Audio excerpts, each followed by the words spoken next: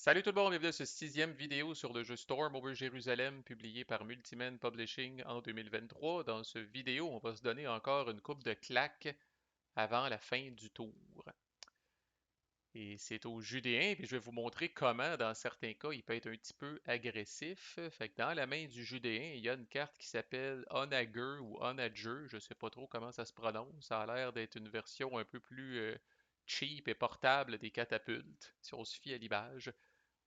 En tout cas, ce que ça dit, c'est For Your Impulse, fait que ça va compter comme l'impulse du Judéen. Il peut faire une attaque de 4 de Firepower contre un area qui est adjacent à une unité judéenne.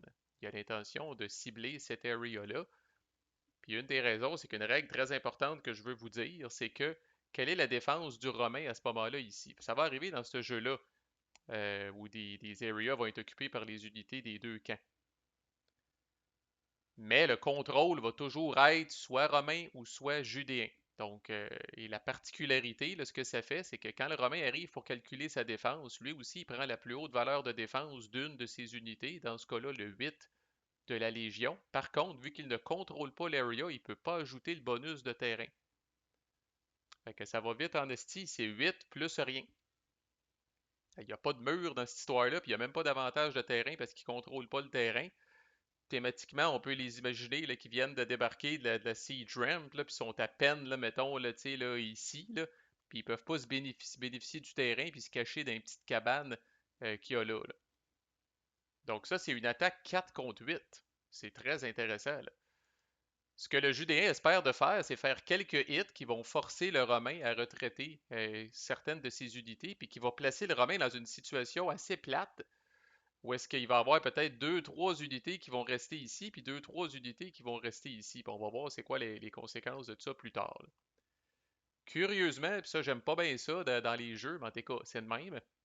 Voilà un cas où le Judéen ne veut pas brasser trop haut. Le pire jet que le Judéen peut faire ici, c'est 9. Parce que 9 plus 4, ça donne 13. 13 moins 8, ça donne 5. Puis si jamais le Judéen fait 5 hits, il y a 5 unités, ben le Romain va retraiter la totalité de ses unités ici. Et dans le cas du Romain, c'est quasiment un bon scénario parce que il va arriver au prochain tour, ces unités-là vont devenir top shape et peuvent réutiliser le Siege Ramp encore contre une défense extrêmement affaiblie du Judéen, là. Fait que c'est vraiment un gamble. Le Judéen espère qu'il va rester des unités ici, puis que le Romain va se retrouver dans une situation d'unité splittée en deux areas, là. Donc le Judéen a assez confiance que sa log va être poche. Fait que, il lance ses 2 dés, fait que c'est là, pour les habitués, c'est 2 dés moins 4. Parce que c'est 4 contre 8, fait que voyons voir. Je répète, 9 est le rôle le plus poche. 6. À la limite, ça c'est parfait. C'est direct ce que le Judéen voulait. Fait que au long, c'est 6 plus 4, ça fait 10. 10 moins 8, ça donne 2. Fait que 2 hits, puis là le Romain, un hit, une légion qui recule ici, puis un hit, un auxiliaire qui recule ici. Oups.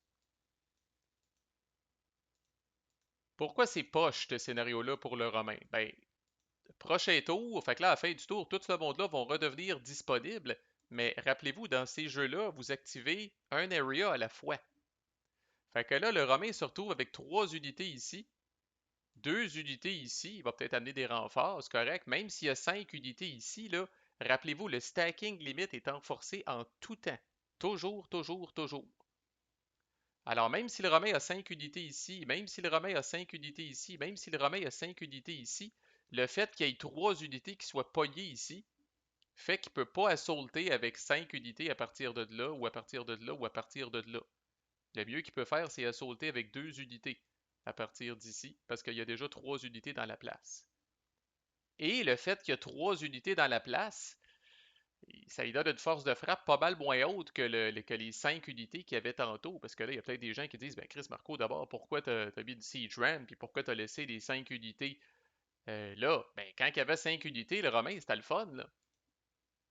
Parce que là, dès sa première action, là, dès son premier impulse au prochain tour, ces unités-là, t'as fraîche, puis let's go, on rentre dans le Judéen, puis on s'occupe pas des murs, puis il y a juste 3 unités. C'était très, très intéressant, ce scénario-là, tantôt pour le Romain. Mais là, à cause de cette petite carte-là du Judéen, puis du jet qu'il a pogné, ben, le Romain se retrouve un petit peu splitté. C'est pas la fin du monde, on versera pas de larmes pour le Romain, là, mais c'est pour vous montrer une situation intéressante, puis mettre l'emphase sur le fait que c'est un jeu qu'on appelle vraiment d'area impulse. Quand c'est le tour de quelqu'un, il active un et un seul area. Fait que même si tout ce monde-là t'effraie, le Romain au prochain tour pourrait pas dire bon ben j'active ces deux-là, puis ils font une attaque, puis ces trois-là aussi se joignent à l'attaque. Non, non, t'as activé l'Area 2, c'est ces deux-là qui font un assaut puis qui s'en viennent, puis les autres les regardent faire. Tu sais, aussi weird que ça peut paraître thématiquement, c'est vraiment comme ça que ça fonctionne. Mais là, c'est au Romain, et le Romain aussi a un truc. En fait, le Romain a la même fucking carte, qui est un petit peu différente, là. Le Romain a une deuxième option, lui, sur sa version de cette carte-là. Il y a l'option de faire un 4 Firepower Attack qui ignore les murs contre un area adjacent. Il y a aussi l'option d'essayer d'endommager des murs avec ça. Et là, le Romain va jouer Onager ou Onager ici. Et la défense, encore là, c'était peurant un petit peu. Là. Fait que c'est 4 de Firepower. Évidemment, ça ignore les murs. Et la défense, cette fois-là, est de 7 plus 2, 9. Alors, 4 de Firepower, 9 de défense, 2D moins 5. Et le Judéen commence à être. Il n'y a pas 56 000 choix. Là. Il n'y a même plus d'unité fraîche. Alors, chaque hit, c'est une unité qui retraite. Ou sinon, là, les unités vont commencer à être éliminées. Là. Puis c'est de bonne heure autour d'eux pour commencer à éliminer des unités. Là. Fait que voilà un jet extrêmement important pour le Romain. S'il brasse haut sur cette attaque-là, là, aïe aïe. Fait que voilà, on y va avec 2d6 pour le Romain. 6, il peut pas chialer, c'est ça que le Judéen a payé. Fait que 6 plus 4, ça fait 10. 10 moins 9, ça fait 1. Alors, le Judéen pousse un soupir et retraite une unité ici.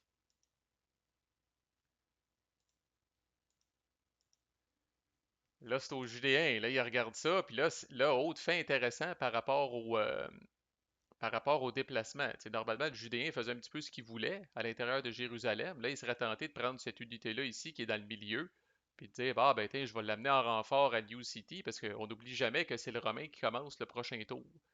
Fait que là, laisser seulement deux unités dans cette area-là, là, c'est pas mal le condamné par rapport aux Romains. Là. Fait que là, le Judéen check ses affaires, puis il dit, ah, j'aimerais ça bouger cette unité-là ici. Sauf que là, rappelez-vous, petit rappel sur les règles de déplacement. La bouger ici, c'est beau, ça coûte 1. La bouger ici, ça coûte 1 plus 1 parce qu'il y a des unités ennemies. Alors, ça marche, mais de justesse. Et cette unité-là, ici, la mauve, elle ne peut carrément pas se rendre. Parce qu'elle, mettons, là, ferait 1, 2. En temps normal, elle ferait 3. Mais là, ça y coûterait 1, 2, 3, 4 pour se rendre là. Fait que la seule unité, si on veut, que j'appelle touriste, peut-être, là, qui est dans le milieu puis qui peut se rendre ici, c'est celle-là. C'est tout, là. Puis là, encore là, tant que le Romain ne fait pas de move ici, le Judéen est un petit peu réticent là, à dépouiller cette area-là. Là. Donc là, pour l'instant, il va prendre cette unité-là, puis il va l'amener 1, 2, 3. Au moins, il se retrouve avec 3 unités ici. Là. Là, c'est au tour du Romain. Ils vont gaspiller aucune carte. Il va prendre ouais, l'assaut combiné, justement. C'en est un exemple de carte. Là, vous allez me dire, j'ai débrûlé une copie, puis là, je vais en brûler une autre copie. Mais c'en est un exemple de carte où le Romain peut prendre des unités de deux areas, puis vraiment les combiner dans un assault. Ça prend une carte pour faire ça, parce que selon les lois naturelles de la chose, ce n'est pas possible de le faire. Et puis là, le Romain va vraiment un peu mystifier le Judéen, là, puis va défausser cette carte-là pour venir mettre une tour de siège de valeur 3 ici.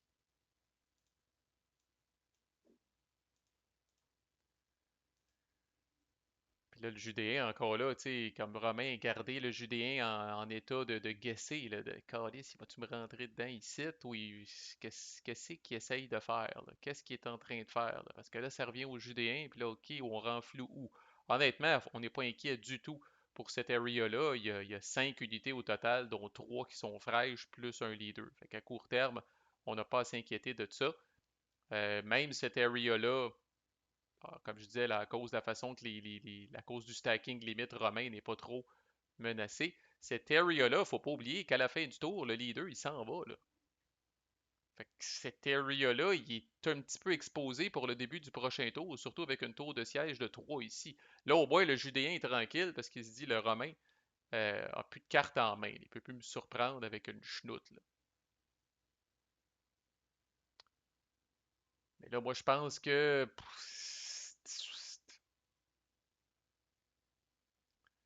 le jeu à faire à court terme, probablement de prendre cette unité-là puis de l'amener ici, là, pour venir renflouer.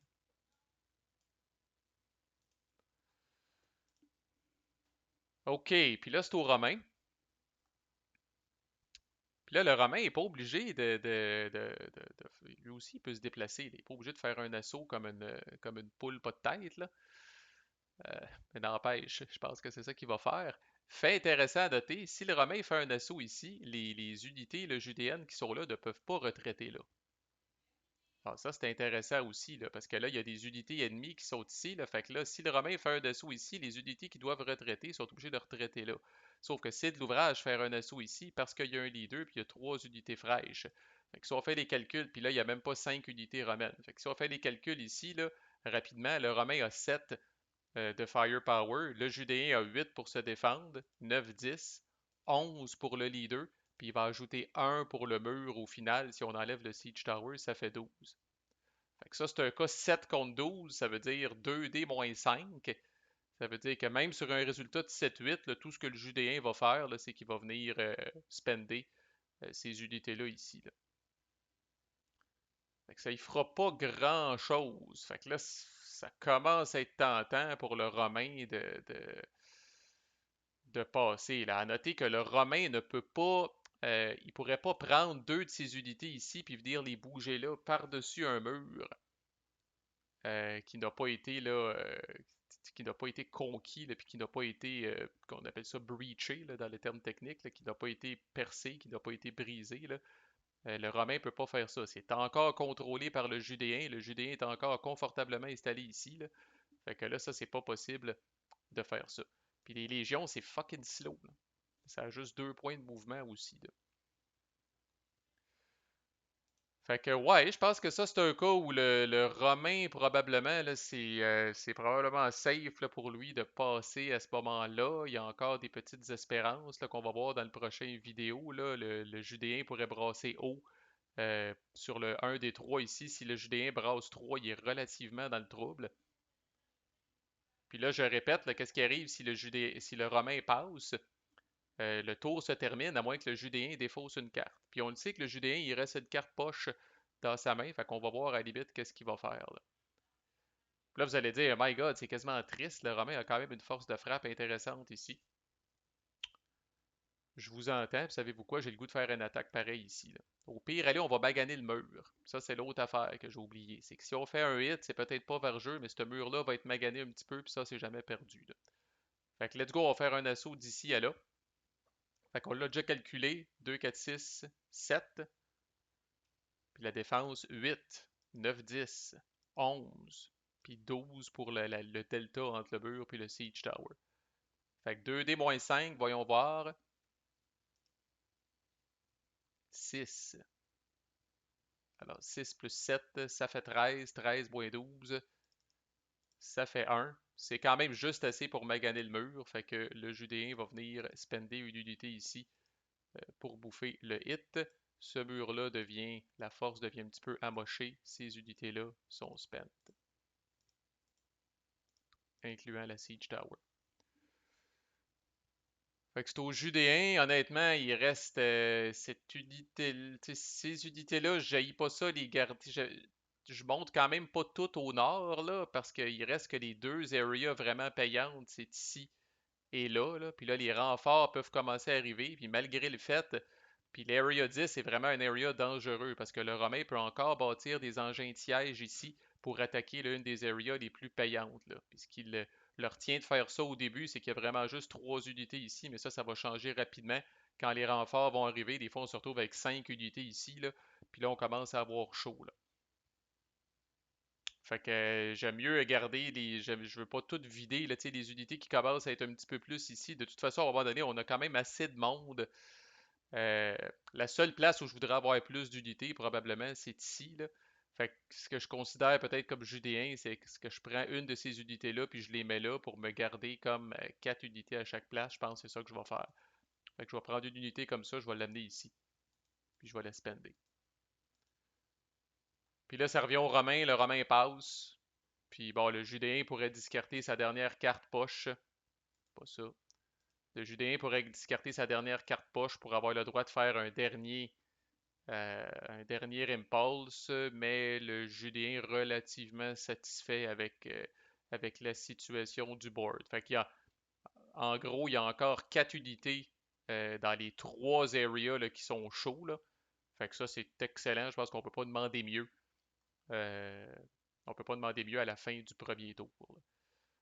Fait que prochaine vidéo, on va voir vraiment la séquence de fin de tour en détail. Il y a des renforts romains qui arrivent, c'est le calcul des points de victoire, puis il y a d'autres, puis là, les supply restrictions aussi du judéen, on va voir ça en action, là. Fait que c'est quand même quelque chose d'important. Puis mais qu'on ait fini ça, là, on achève. Je vais peut-être faire un dernier petit vidéo pas récapitulatif, mais un dernier petit vidéo pour couvrir les quelques trucs que ça donne qu'on n'a pas vu dans notre premier tour. Puis après ça, ça va pas mal compléter Storm over Jérusalem. Manquez pas ça. À plus.